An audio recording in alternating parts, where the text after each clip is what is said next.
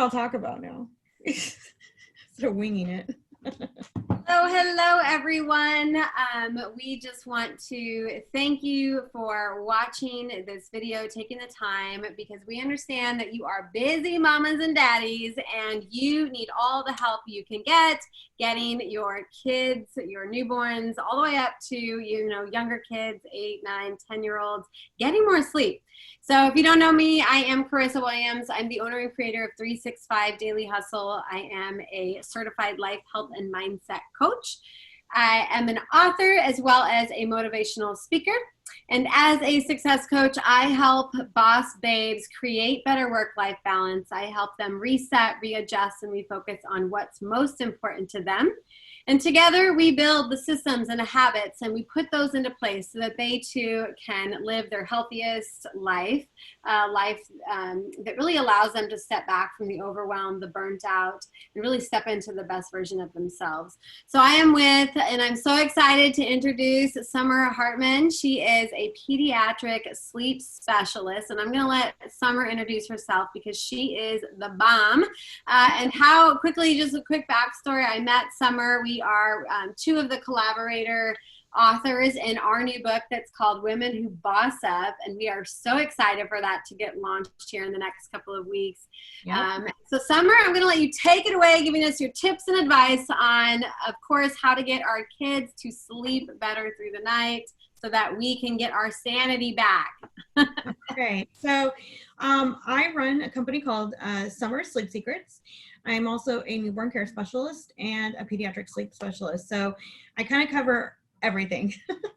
So anything has to do with sleep with your children. We are going to talk a little bit more in the older ages right now, but that's kind of where my scope is between newborn and about 9, 10 years old. So let's talk about having a little bit of structure. Right now with COVID, everything kind of got thrown up in the air. Like as parents, we were scared. We didn't know if we were going to have a job. And so it kind of, what that does is it actually, the kids look for us for guidance, right? And if we're in a scared or upset, then it affects everyone's sleep, right? Everyone's worried. Yeah. So one thing I would suggest in this time frame that we're living in is that we stay to normal what was before March. So if your routine was to have a regular bedtime at 7 or 8, then stick with that. Don't go and veer off of that to a later date because everyone's been home all day. We want to keep that structure. We also want to allow for children to have playtime before bedtime. So I'll do a bath at like 6 or about an hour before, and then they get a wind down time. So about 30 minutes to 45 minutes, and they play. Now, I'm not saying I want you to play with computers or watch TV. This is literally reading a book, playing with Barbies in their bedroom with their toys. They don't need to have interaction with with electronics. And part of the issue with electronics is the blue light. The blue light messes with their melatonin. So if they were tired and then they're watching that, the blue light actually is going to affect them, so they won't go to bed as fast as they should. Okay. Yeah, I would agree. So, yeah, even adults. Also, go ahead, Summer. Well, a lot of times we have blue lights in the bedroom we don't realize too. Like we have cameras on them, so there could be a blue light. So I use like a little tape to cover the light so it doesn't reflect on them. We have so many lights in the bedroom we don't realize. So when the children go to bed and you turn off the lights, lay on the floor and look and see what they're seeing. It's like that can also be giving off shadows, which can be hindering them going to sleep because they're scared of shadows. We kind of talked a little bit before this video on regards to keeping a clean bedroom. And with children, we tend to clutter the bedroom. All their toys are in there. We have a lot of things on the walls. Teenagers especially have graphics on the walls. And if they can't shut their brain off, it can be because of the environment they're in. So we want to make sure that the environment, as well as adults, that we keep it clean. And have like storage and put everything away. And I would remove things off the walls and have a clean room. A solid base color is good. Cream walls, You don't want to have like bright pink or black walls because it actually can bring on anxiety. So you want to have like cleaner walls, lighter colors. Grays are good, light gray. So you're saying dark colors in general kind of bring out any anxiety that a child has. Yeah. Okay. I know that was one of the big, like the big things with those moms that I'm about to share this video with on the Facebook page was they were complaining that their child have so much anxiety and they worry so much about COVID, and that's why they're not getting able to sleep. But you're saying, hey, take some time while you're all at home, right? And repaint the walls and like bring it down to like a relaxed color. Okay. Yeah, exactly. Refresh it for them because that brings on that new smell. The room will be cozy. White bedding and clean bedding is the best bedding for everyone, from infant to adult. So, I know we like all those pink colors and Barbies and trucks and all that, but it actually for conducive to have like a nice down comforter. So, which is crazy, right? As moms, we always go to the store and it is those bright, it's like I'm thinking Cars, Yeah. The movie Cars. Red. These are bright colors. Barbies are bright pink. Yep. Wow. Okay, cool. But making them have a cozy environment makes them really sleep better. Now, the other thing too is the monster under the bed. Okay, so when we have a child that complains of monster under the bed, or even like when they're toddlers going into a big bed, I put the mattress on the floor so we don't even have that issue. Okay, mattress on. So you can actually make it like put it up against the wall so it's nice and cozy, put their bedding around, their pillows, but you're taking away that whole monster scare. And also kids are afraid of falling, and so it takes away that fear of falling. And it's like this little like cozy corner where they can sit and read, and it's just like make it nice. You can even I like the Montessori approach because that's really what it is. If you look up Montessori, everything's wood, clean lines, white bedding. It's very much that kind of approach, and children just thrive. Well, when you think about it, right? So when I go to the spa to like relax, and when I go on vacation, like you get into this room and you're like, it's a breath of fresh, like you feel like you sleep better, right? You feel like the massage is better, like everything's better when there's less stuff, there's less, the bedding is typically, I'm now thinking, I'm like, okay, it's bright, it's light and bright. That's great. It's white. So you're creating a more of a spa environment, even for your child. And they don't know why, but it actually, for you understand your child needs this kind of like cleanness. And we just clutter our kids with color and junk, and it's not needed. So just kind of in the line of wood, clean lines, and white is really good. So you would cop that tip up to create an environment for a successful night of sleep. Yeah, exactly. Okay. Now, if you're an adult, we talked about this before, there's things that you can have in your room for clean air. So for children, I would do air purifier in their room. Okay. Also run a fan. If the air purifier is quiet, you want air circulation. That's the main thing for good sleep is air circulation. So if we live in a small trailer, or if we live in a small house, or we live in a giant house, we can still have the same exact environment from any house. So create that oasis and have airflow. For adults, sleeping nude is really healthy for them because you're not getting wound up in your clothes, which wakes us up. Also, keeping our feet uncovered is healthier than covering our feet for better sleep. Having snake plants in your room is the best plant on the planet for clean air. It sucks it up. Snake plant. So, snake plant. So there's some things that you can do, but also the number one thing to help yourself is actually having a bedtime. Everyone has to have a bedtime. Yeah. If we don't have a bedtime, we don't have our routine. And the best thing that actually is to have a routine before bed, which could be a glass of milk, or it could be tea. You can have your hot tea before bed. You take a shower, then you're clean.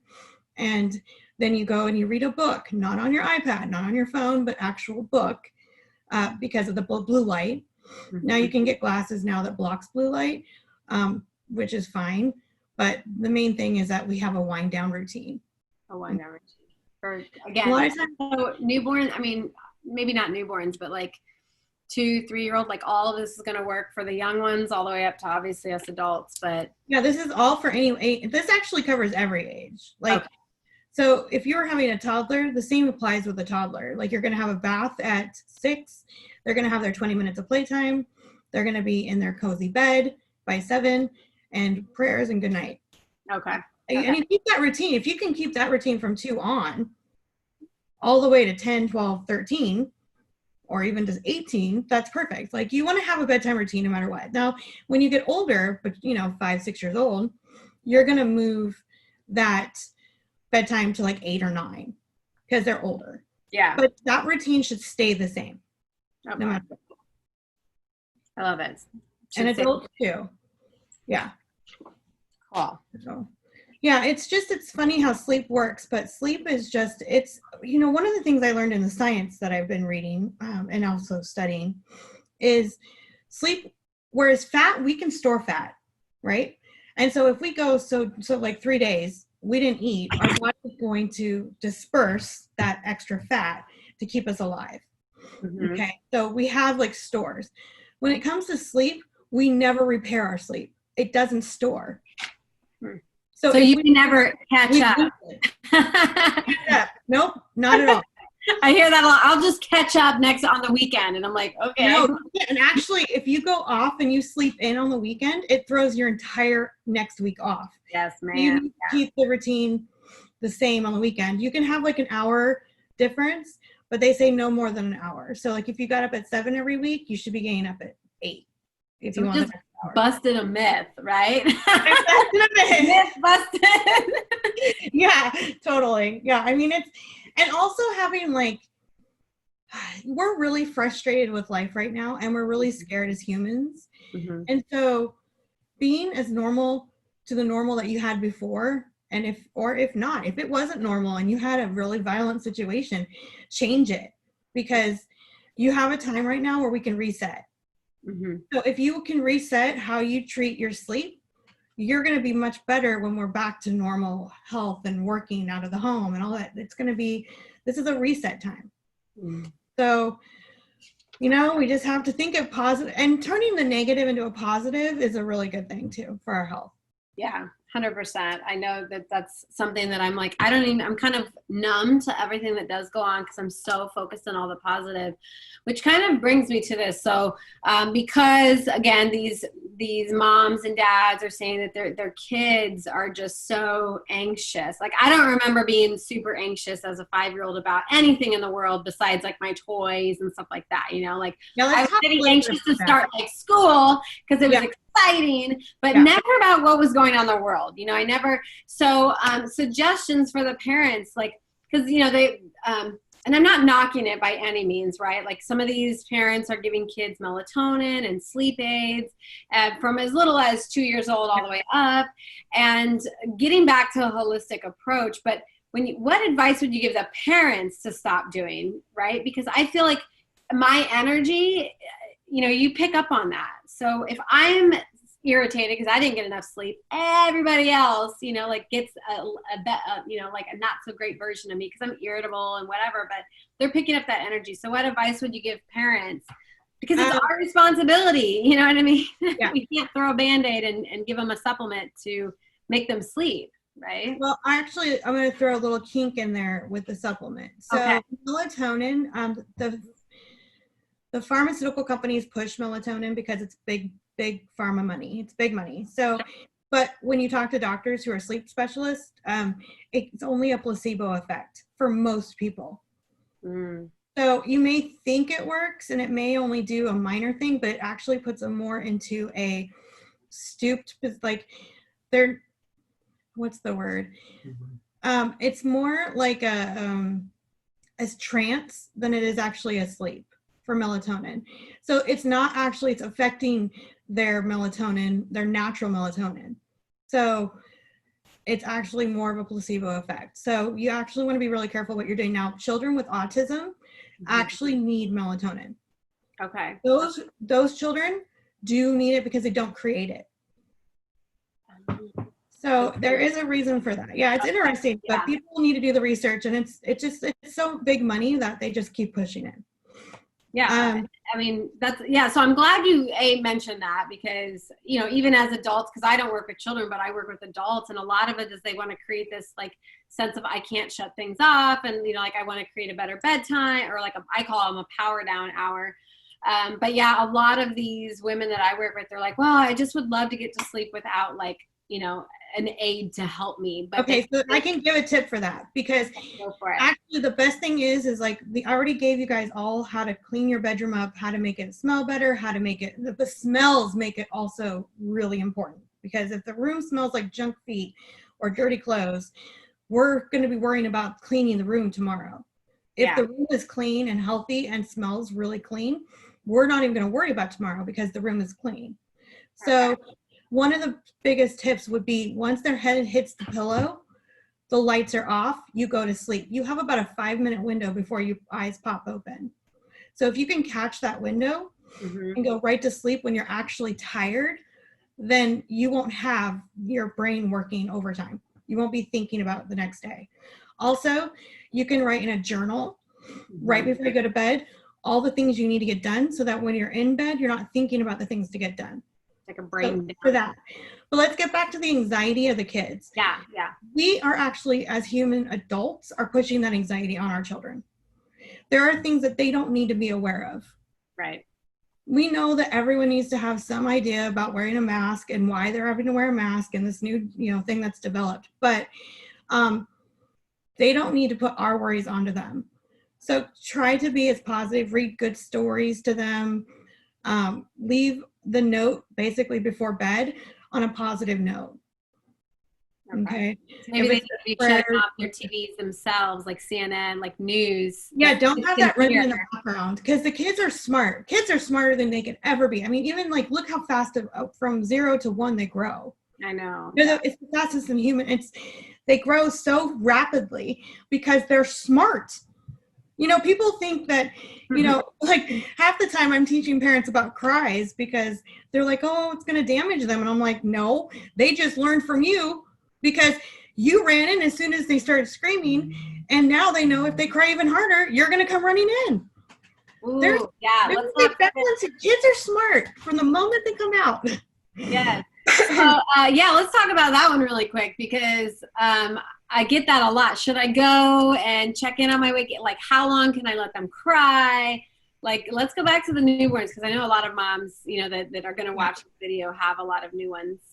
Yeah. So newborns, you know, I structure my program with my newborn families, you know, so that they have very little crying, because honestly, we're meeting all their needs from the very beginning. So there doesn't need to be a lot of crying. Now, when we're training them, because we're taking them out of their swaddle and moving them into a sleep sack, there's going to be tears because it's a different routine. Just like a 2-year-old is moving from the crib or a 3-year-old to a bed, they're going to cry because it's a different routine, and kids like structure. Yeah. So crying is a fact of life. They need to have that tear to balance it out. So give them a few minutes. Like, and I don't do the time. There's Ferber where you could do 5 minutes, 10 minutes, 15 minutes, like waiting it out. But I actually tell my parents, follow your gut. So if you feel like your child's like freaking out and this is abnormal, go in. And that could be at 6 minutes instead of 5. Gotcha. If you think you can hold off a little bit longer, then wait 9 minutes, wait 9 minutes. What we're doing is we're waiting for them to kind of register they're safe. Okay. And when they think that they're safe, they're in a good environment, they're fed well, they're not overheated because the room is got airway and it's got blown, you know, it's you give them a minute. Kids need that minute to register. And if we're running in for every little cry, they will never regulate. And that's why we have a lot of toddlers who are just out of this world crazy. Every little thing was met, and they don't know how to regulate and do it themselves because they were given that toy box. They were given every little thing, so they don't even know how to go pick it up themselves. There's a balance in parenting, and balance starts from the very beginning by teaching them how to be okay in their crib. So is the hard, what's the hardest part? Getting the parents to do? Would you say the parents? Babies. It's so funny. People are like, oh, you train babies. I could do that. And I'm like, no, I train parents because babies come out knowing what to do. We just actually have to kind of like hone it, and parents mess it up. Yeah. So I'm fixing parents. So do you work with both parents, or do you work with the one who mainly has to deal with sleep? You have to work with both. Whoever's in partner, whoever is there, grandma, your partner, you're married, whatever, everyone involved with that child has to be involved in the training, because that person who's saying, oh, I would go in there with you, I can't believe you're letting that baby cry. Right. Are you kidding me? You're supposed to be helping your mate live through this. Like, I need you to hold her hand. Don't be yelling at her.